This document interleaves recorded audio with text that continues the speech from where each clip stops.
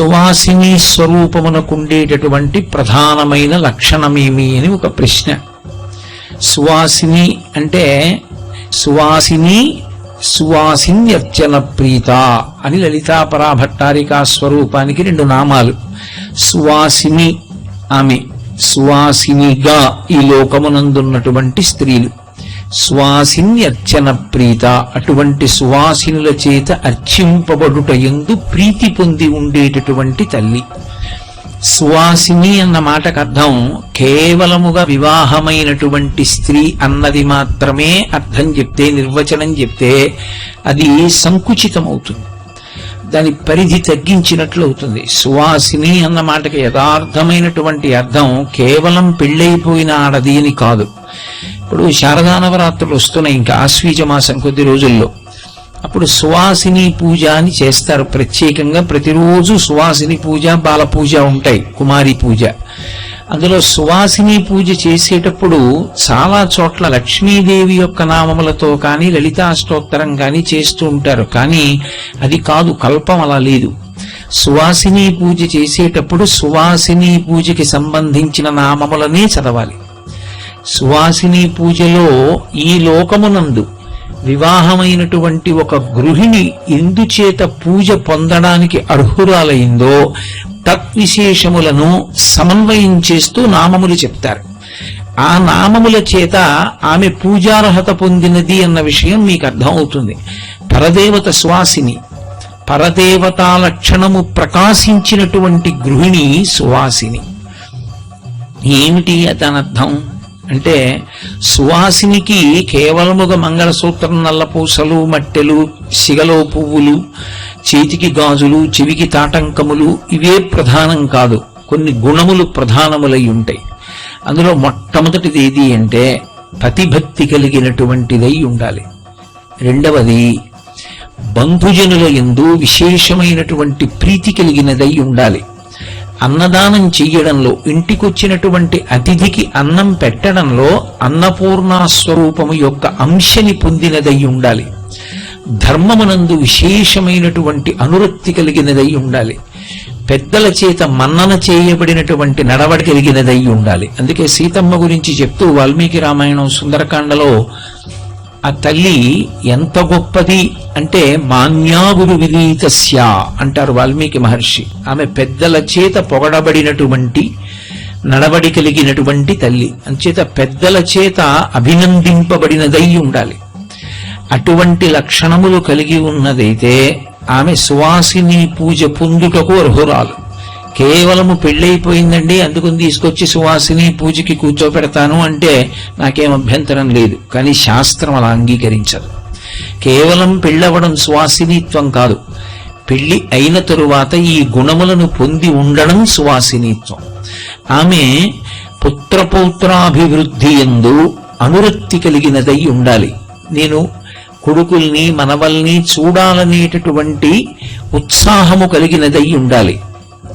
ఈ లక్షణములు ఉంటేనే సువాసిని. ఈ లక్షణములు మొట్టమొదట ఉన్నదెవరికి అని అడిగారు. ఈ లక్షణములు మొట్టమొదట ఉన్నదెవరికి అంటే తల్లి జగన్మాత అయినటువంటి లలితాపరాభట్టారికా స్వరూపానికి.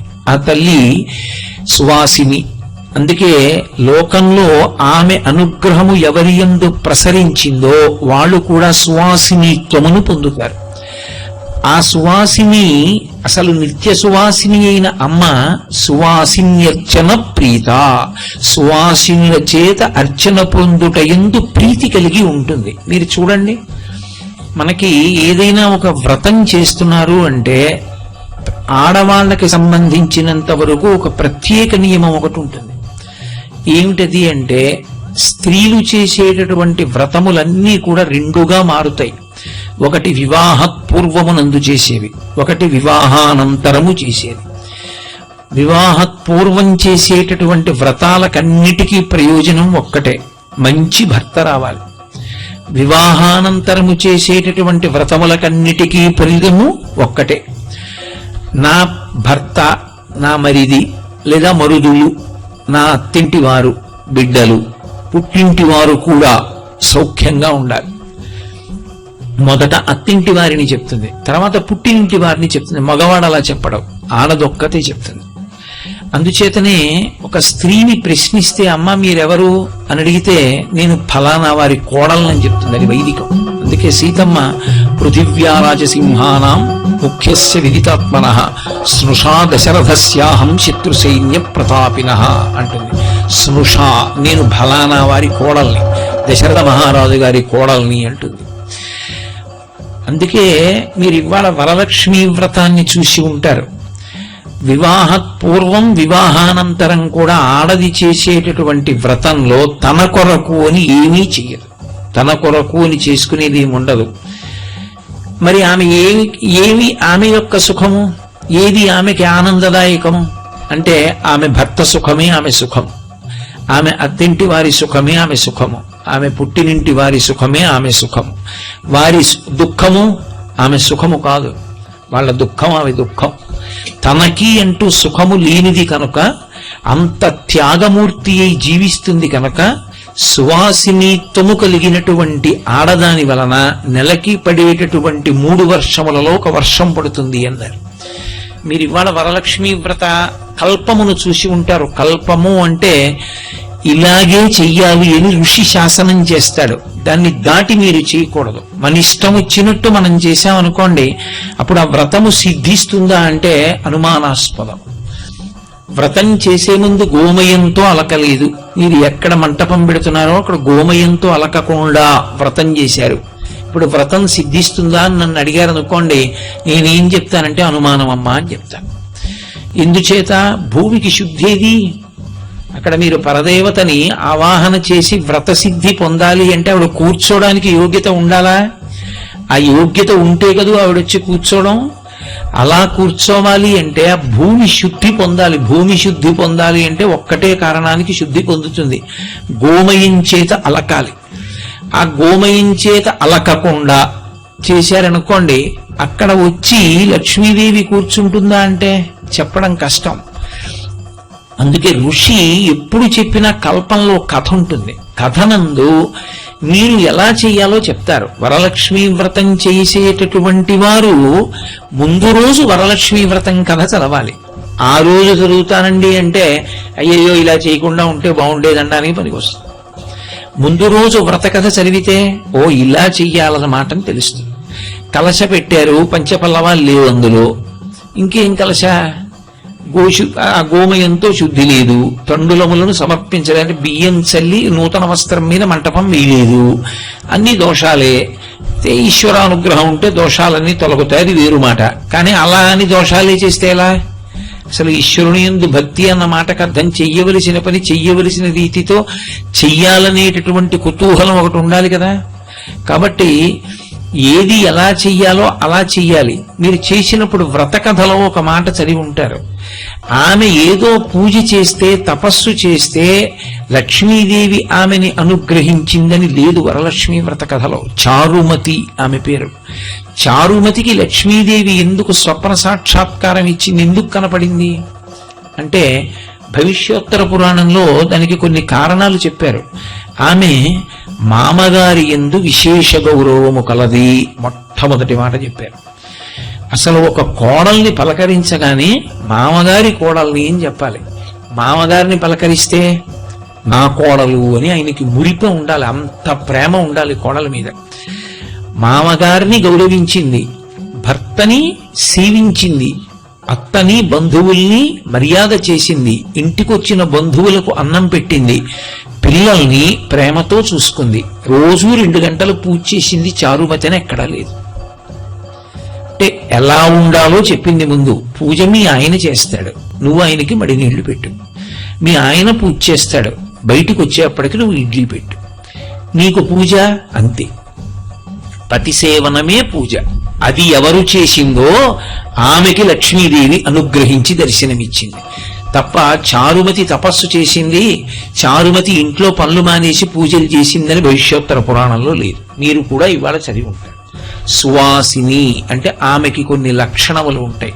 కేవలం పెళ్ళైన వాళ్ళందరూ పూజార్హత విషయంలో సువాసినిత్వమును పొందరు, నేను మన్నింపబడేదనుగాక. సువాసినిత్వము చేత గౌరవమును పొందడానికి అర్హులెవరు? పూజార్హత పొందిన వారెవరు అంటే ఎవరెవరు ఈ లక్షణములను పొంది ఉన్నారో వాళ్ళు పాతివ్రత్యము చేత పరదేవతా స్వరూపిణులై ఉంటారు. ఆ కారణం చేత వాళ్ళ దర్శనం చాలు, వాళ్ళ యొక్క అనుగ్రహం చాలు, వాళ్ళ మంచి మాట చాలు, వాళ్ళ చిరునవ్వు చాలు, దాని చేత అభ్యున్నతిని పొందుతారు. వాళ్ళ యందు మాతృభావనతో నమస్కారం చేసినంత మాత్రం చేత పరదేవతానుగ్రహాన్ని పొందుతారు. అందుకని సువాసిని పూజ. ఈ సువాసిని లక్షణం ఒకటి ఉంది లోకంలో. సువాసినికి ఉండవలసిన ప్రధాన లక్షణంగా చెప్పేది ఏది అంటే తాంబూల చర్వణం. వరలక్ష్మీ వ్రతం చేశారు అంటే అమ్మవారు దేని చేత ప్రీతి పొందుతుంది అంటే పరదేవతకి సమర్పించిన తాంబూలాన్ని మీరు వేసుకోవాలి. మీరంటే సువాసినులు. వేసుకుని నోరు ఎర్రగా ఉన్నది అంటే ఆమెకి కల్పం తెలుసు, శాస్త్రం తెలుసు అని గుర్తు. ఆమె తాంబూల చర్వణం చెయ్యలేదు. సువాసిని, సుమంగళి ఈ రెండిటి యొక్క ప్రధాన లక్షణమును విస్మరించింది అని గుర్తు. తాంబూల నిరసనము చెయ్యకూడదు వాళ్ళది. తాంబూలం తప్పకుండా వేసుకోవాలి. తాంబూలము అంత గొప్పదిగా చెప్పబడింది. కేవలముగా ఏదో తాంబూలము అంటే ఓ 3 ఆకులను అందులో పెట్టే 2 వక్కలు అని మీరు భావన చేయకూడదు. ఎందుకంటే తాంబూలమునందు ఉపయోగించడానికి తమలపాకులనే వాడతాం. తమలపాకులకు సంస్కృతంలో నాగవల్లి అని పేరు. అందుకే కదా నాగవల్లి దళైర్యుతం. దళైర్యుతం అంటే మీరు ఎవరికైనా తాంబూలం ఇచ్చారనుకోండి 3 ఆకులు పెట్టాలి.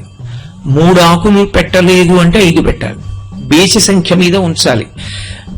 యథార్థమునకు 3 ఆకులే. పూజలో సంబంధించినవన్నీ 3 మీద ఉంటాయి నిజానికి. అందుకే సాధ్యం త్రివర్తి సంయుక్తం. దీపం పెడితే 3 ఒత్తులతో పెట్టాలి. 3 ఒత్తులు వెలగాలి, 3 జ్యోతులు వెలగాలి. తాంబూలం ఇస్తే 3 ఆకులతో తాంబూలం ఇవ్వాలి.